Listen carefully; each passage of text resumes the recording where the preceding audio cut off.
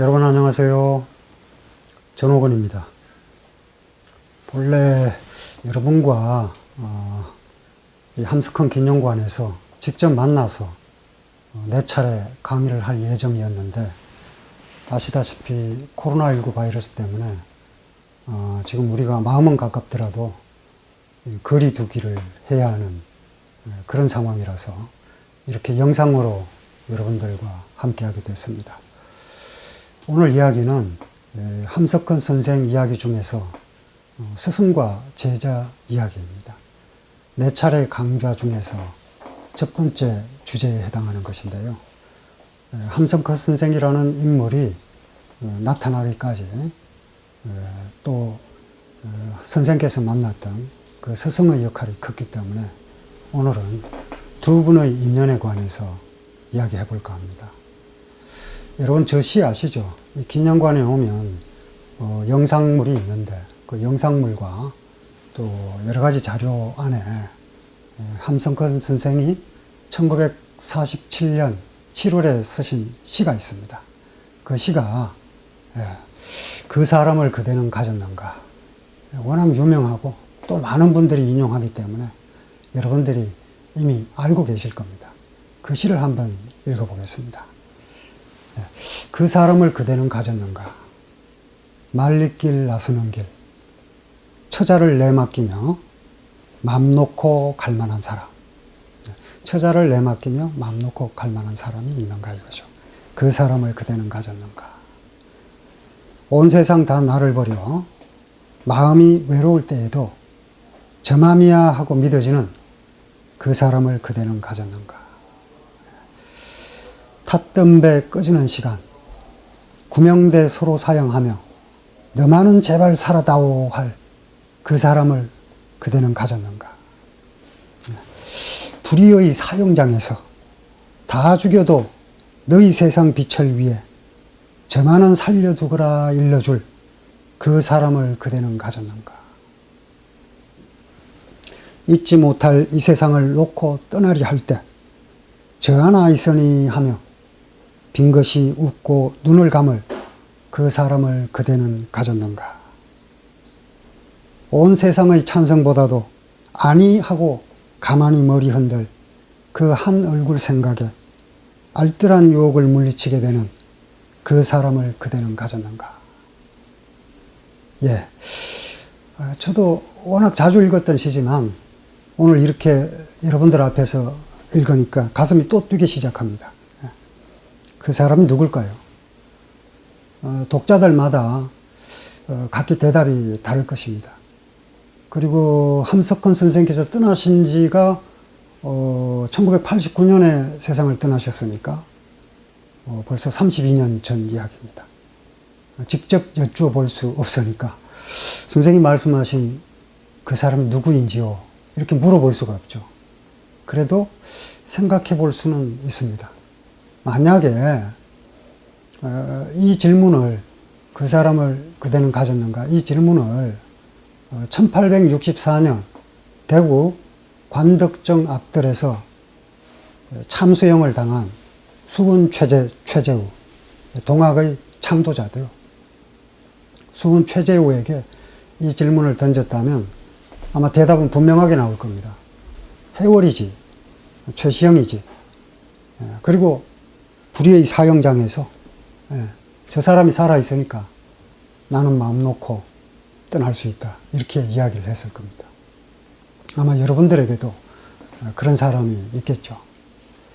오늘은 함석헌 선생이 바로 그 사람을 그대는 가졌는가 이 질문을 선생님 스스로에게 던졌을 때 어떤 대답이 나올까를 한번 상상해 봤습니다. 그분이 누굴까? 이 시를 쓴 게 1947년 7월 20일입니다. 여기에 단서가 있어요. 왜냐하면 이 시기는 정말 함석헌 선생이 힘들 때입니다. 앞으로 차차 말씀드리겠습니다만 함석헌 선생은 어떤 권력도 인정하지 않았어요. 심지어 교회 권력도 인정하지 않았습니다. 무교회주의자였죠. 그랬던 분위기에 모든 권력과 싸웠습니다. 이를테면 일제강점기 때 누구와 싸웠죠? 당연히 일제와 싸웠습니다. 성서를 읽으면서. 그리고 해방, 광복이 됐습니다. 광복이 되고 난 뒤에 누구와 싸웁니까?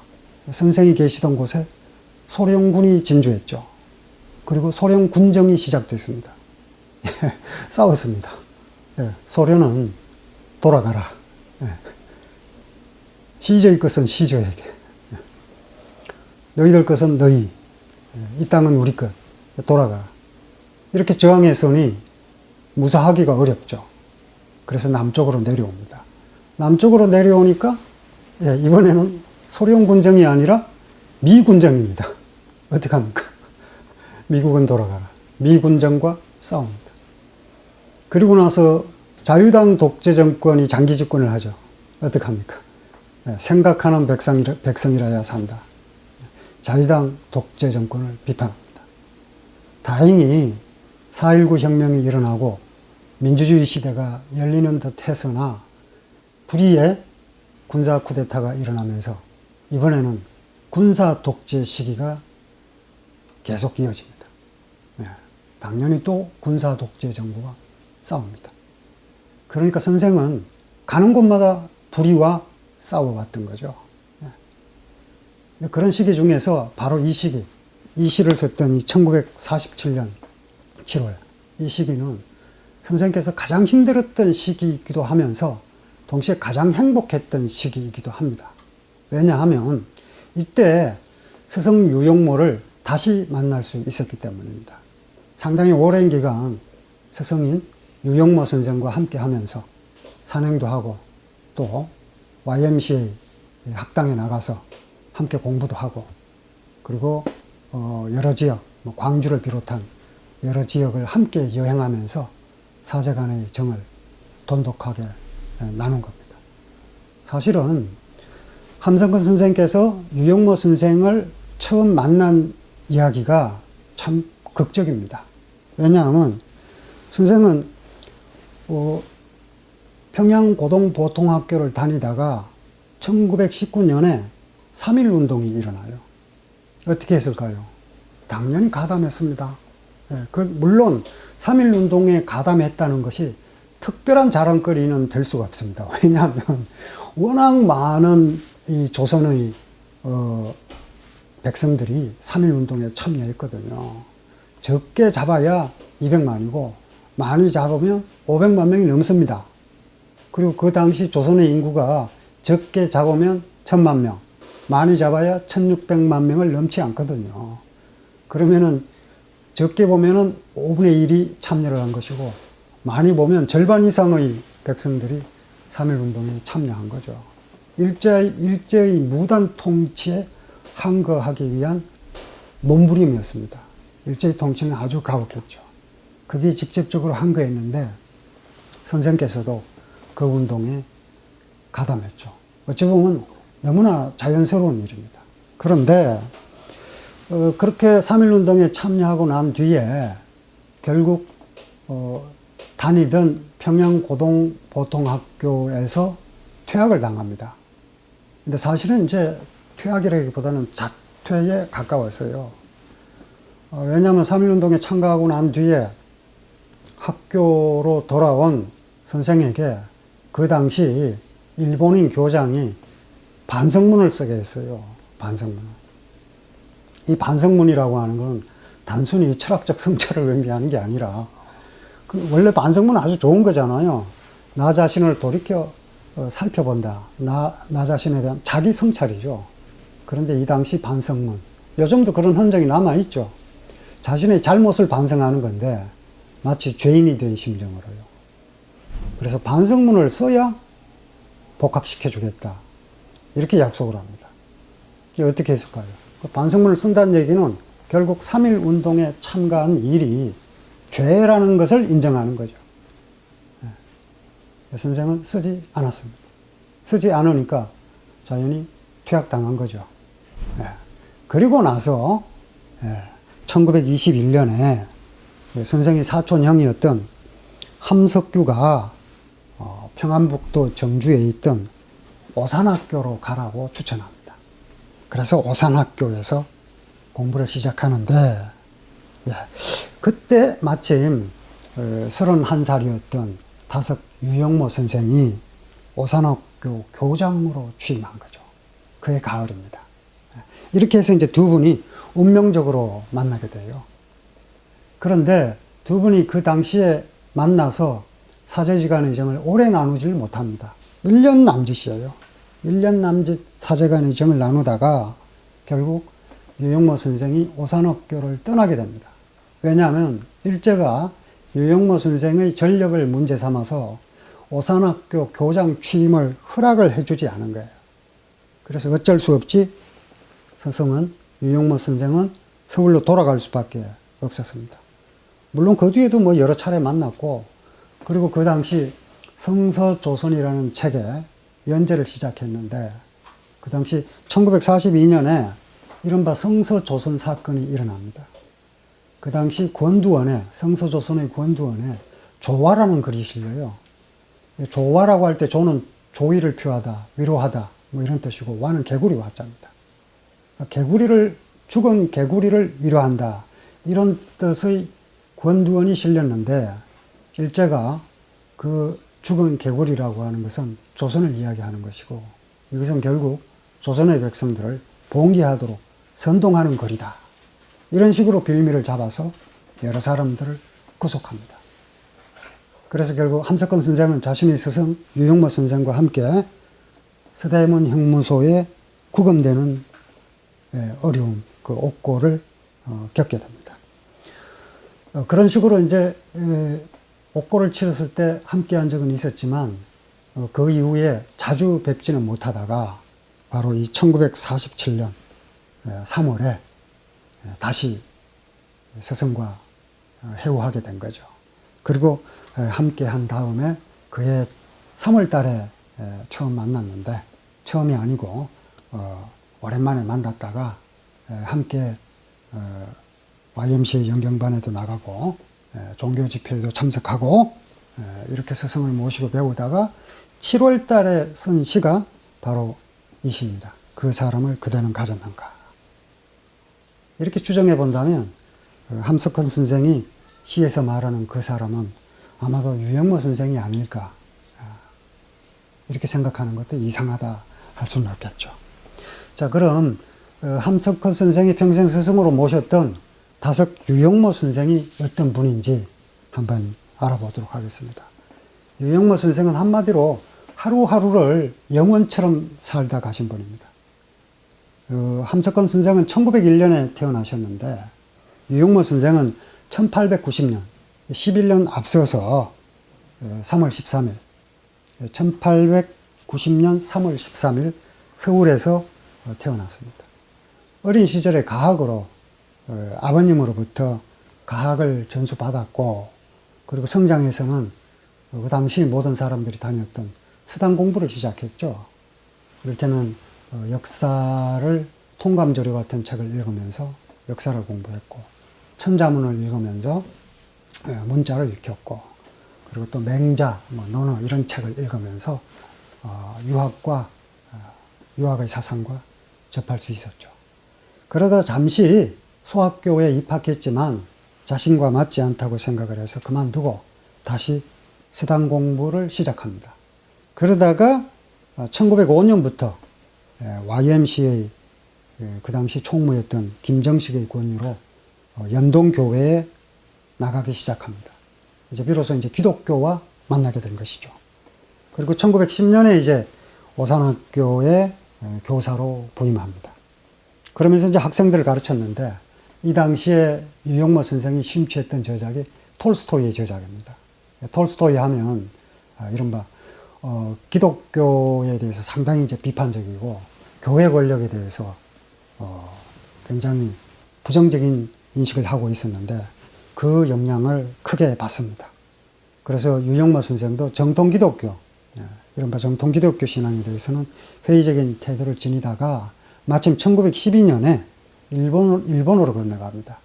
그래서 거기서 도쿄 물리학교에서 1년간 머물면서 수학을 하는데, 그 당시에 이제 또 일본의 종교 지도자, 종교 사상가인 우치무라 간조의 강연을 듣습니다. 이 우치무라 간조라는 이 사상가도 대단합니다. 그 당시 일제강점기 때 일본 제국주의, 군국주의에 대해서 매서운 비판의 날을 세웠던 분인데, 그로부터 큰 감명을 받고 이후에 스스로 무교회주의자, 교회라고 하는 권위 자체를 부정하는 길로 가게 된 겁니다. 역사상 큰 인물들은 이런 경우가 많죠. 예를 들면 한국 철학사의 첫 번째를 장식할 만한 원효 스님 같은 경우도 어떻게 보면 파괴 스님이에요. 삼국유사에 보면 이련이라는 스님이 원효에 대해서 기록을 하고 있는데 실개했다 이렇게 되어 있어요. 계율을 어겼다. 계율을 잃어버렸다. 그런데 그 계율이라고 하는 것은 본래 목적이 있죠. 계율은 깨달음을 얻기 위한 수단입니다. 그럼 깨달음을 얻고 나면 계율은 버리는 겁니다. 뭐 동아시아 사유 전반에 깔려있는 깊은 이해인데, 뭐 이를테면 장자에도 물고기를 잡고 나면 통발은 버린다 이런 이야기가 나오는데 마찬가지입니다. 결국에는 교회 자체에 대한 권위가 필요 없는 겁니다. 이를테면 원효 스님 같은 분에게 성적을 요구하면 그게 되겠습니까? 석가모니가 어디 사찰에서 인정한 성적 가지고 있겠습니까? 그렇지 않죠. 참된 신앙의 길을 이때부터 걸어갔다 이렇게 생각할 수 있습니다. 이때부터 모든 일을 스스로 판단하고 결정하기 시작합니다. 그러면서 1918년부터 살아온 날수를 헤아리기 시작해요. 이게 참 특이하죠. 하루하루를 헤아리기 시작하는 겁니다. 우리의 하루하루는 어떻습니까? 요즘처럼 정말 코로나19 때문에 집콕 이렇게 되면은 정말 하루하루가 힘들죠. 이걸 세는 시간이 아마 더 걸릴 것 같은데, 유영문 선생은 이렇게 하루하루를 세면서 마치 그 하루하루가 영원이라도 되는 것처럼 살아가기 시작했어요. 이런 조짐은 그 이전부터 보였습니다. 결혼을 언제 하셨느냐면 1915년 25살에 결혼을 했는데, 김효정과 결혼을 합니다. 그런데 뜻밖에도 26년이 지난 뒤에 1941년인데요. 그때 해혼을 선언합니다. 원래 이 결혼이라고 하는 게 결이 맺는다는 뜻이잖아요. 매듭을 묶다 이런 뜻이거든요. 혼인관계를 성립시킨다는 말인데 그 묶은 것은 풀어야죠. 묶은 건 풀어야 되니까 풀 해자를 써서 해혼한다는 선언을 합니다. 이건 이혼과는 좀 달라요. 해혼이라고 하는 건 우리가 어떤 배우자를 만날 때, 서로 사랑하는 사람 두 사람이 만날 때 결혼이라는 제도에 의존하지 않겠다는 선언인 거죠. 사회 제도적인 틀에 묶여서 사랑하지 않겠다는 뜻입니다. 해혼은 이혼과는 또 다른 겁니다. 이혼이라고 하는 것은 법적이고 제도적인 차원의 용어이고, 해혼이라고 하는 건 마음을 담아서 하는 이야기죠. 해혼이 이혼이라든지 파혼이라든지 이런 개념과 완전히 다른 이유입니다. 그리고 이제 말씀드린 것처럼 1918년부터 28살 때부터거든요. 살아온 날수를 헤아리기 시작했고요. 그리고 1921년에 조만식 선생의 후임으로 오산학교 교장이 되어서 그의 가열에 부임하는데, 그때 함석헌 선생을 만나게 된 것이죠. 그리고 말씀드린 것처럼 일제히 겁으로 오래 있지 못하고 떠나게 됩니다. 그리고 서울에 가서 YMCA에서 영경반, 노자와 장자를 비롯한 동아시아 고전, 그리고 성서 이런 글들을 강독을 시작해서 이후 35년간 이어집니다. 그리고 그 자리를 또 이어받아서 노자, 장자, 동양고전 등등을 강의하신 분이 이제 함석헌 선생입니다. 이렇게 해서 이제 서성의 자리를 이어갔고, 그리고 또 특이한 것이 하루에 한 끼만 먹는 수행 방법을 실천했어요. 훗날 함석헌 선생도 이 스승의 이 면모 중에서 아주 특이한 것으로 일종식이라고 해서, 원래는 이제 한자어입니다. 하루에 한 끼를 먹는 일중식이라고 하는 건 본래 이제 불교의 참선 수행을 하는 스님들이 하루에 한 끼만 먹으면서 정신을 가다듬는 그런 수행 방법인데, 그 방식을 유영모 선생이 했던 것이고, 함석헌 선생은 거기에 큰 감명을 받은 거죠. 그래서 범상한 일, 아주 자잘한 일도 허투루 넘기지 않았다, 이렇게 회고를 하고 있습니다. 그리고 또 재미있는 것은 1955년에 65세가 되던 해였는데요. 이듬해에 자신이 죽겠다는 사망 예정일을 선포해요. 이게 무슨 뚱딴지 같은 소린가 이렇게 생각할 수 있는데 그게 아닙니다. 앞서 해온 선언을 한 것은요, 인류가 만든 제도의 구속을 벗어나겠다는 뜻입니다. 사랑을 스스로 하겠다는 거죠. 그리고 삶과 죽음도 내가 스스로 하겠다. 생물학적인 구속을 벗어나겠다는 그런 뜻. 내 삶은 내 스스로 마무리하겠다는 뜻을 담아서 사망 예정일을 선포했습니다. 그런데 다행스럽게도 이듬해 돌아가시진 않고, 돌아가신 것은 1981년에 91세로 구기동 자택에서 세상을 떠나시는데, 이때도 참 그 일화가 재미있다고 해야 될까요? 톨스토이의 글을 읽다가 톨스토이가 객사했다는 사실을 알아차리고, 나도 이렇게 집에서 죽음을 맞이할 것이 아니라 밖에 나가서 수행을 하다가 세상을 떠나야 되겠다고 해서 가출을 합니다.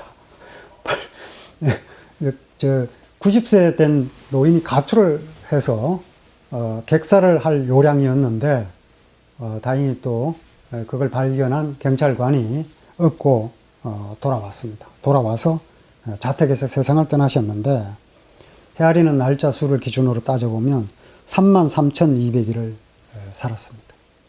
그리고 이제 함석헌 선생은요, 1901년 평안북도 용천군 황해 바닷가죠. 그 농촌에서 태어났는데, 함석헌 선생이 태어난 날이 역시 스승과 같은 날 3월 13일이에요. 재밌죠? 공교롭게도 똑같아요. 그리고 이제 세상을 떠난 날짜는 단 하루가 차이가 납니다. 유영모 선생은 1981년 2월 3일 91세로 세상을 떠나셨고요. 함석헌 선생은 1989년 2월 4일 88세로 세상을 떠난 겁니다. 그러니까 단 하루 차이로 늦게 세상을 떠나셨다, 이렇게 얘기할 수 있습니다. 아마 스승을 앞질러 가서는 안 된다, 이런 생각을 했지 않을까 싶기도 해요. 왜냐하면 같은 날 태어나기는 했으나 스승을 앞질러 갈 수는 없고 조금이라도 뒤따라야지 하는 그런 생각에서 하루 더 늦추어서 떠나신 것 아닌가, 이런 생각을 해봅니다. 그런데 이제 이 유영모 선생이 하루하루를 영원처럼 살아갔다고 하는 그 정신을 함석헌 선생도 그대로 받아들입니다. 그래서 세상에 있는 모든 불의한 권력들과 맞서 싸우기 시작합니다.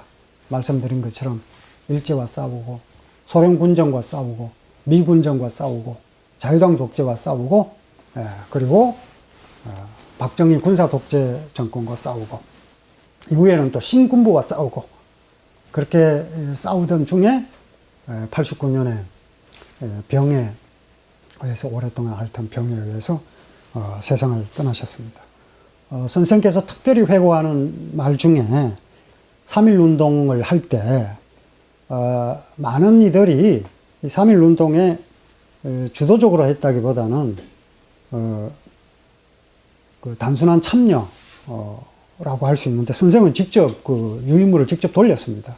그 내용을 살펴보면 독립선언서를 숭실학교 지하실에서 받아 들고 평양경찰서 앞에서 뿌렸다는 거예요. 그러니까 일제히 경찰이 이제 쫓아오기 시작하는 거죠. 그 팔을 비틀고 총뿌리를 들이대고 하는데 맞서 싸운 거죠. 그리고 스스로 자신에게 크게 놀랐다 그래요. 평소에 마치 처녀처럼 나약했는데 그날은 어디서 그 용기가 나왔는지 모르겠다. 사실 그런 상황에 처해서 변모한 자신, 훌쩍 성장한 자신을 이 당시에 직접 만날 수 있었던 것이죠. 사실 그 한국의 철학자 중에, 동시대의 철학자 중에 박종홍이라는 철학자가 있었는데, 역시 함석헌 선생과 같은 시기에 평양 고보에 다니고 있었거든요. 박종홍이라는 철학자도 3.1운동에 참여했습니다. 그런데 박종홍이라는 철학자는 1923년에 졸업을 했거든요. 졸업을 했다는 건 뭡니까? 반성문을 썼다는 얘기가 되겠죠. 함석헌 선생이 쓰지 않은 그 반성문을. 근데 물론 박종홍이라는 철학자의 회고록에 반성문 썼다는 얘기는 나오지 않습니다. 그런데 함석헌 선생이 쓰지 않아서 퇴학당했다, 이런 걸로 봐서 아마 썼지 않을까, 이런 생각을 해봅니다. 어쨌든 함석헌 선생의 삶은 평생 이렇게 이 불의한 권력과 싸우고 어떤 권력도 인정하지 않았습니다. 저는 매해 6월 6일이 되면 대정 현충원에 가서 애국지사 묘역에 잠들어 계신 선생을 뵙고는 합니다. 아마 올해도 찾아가서 뵐 듯합니다. 선생의 그 스승과 제자 이야기는 이 정도로 이야기를 하고 이제 좀 더 본격적으로 다음 시간부터 함석헌 선생의 사유에 대해서 살펴보도록 하겠습니다.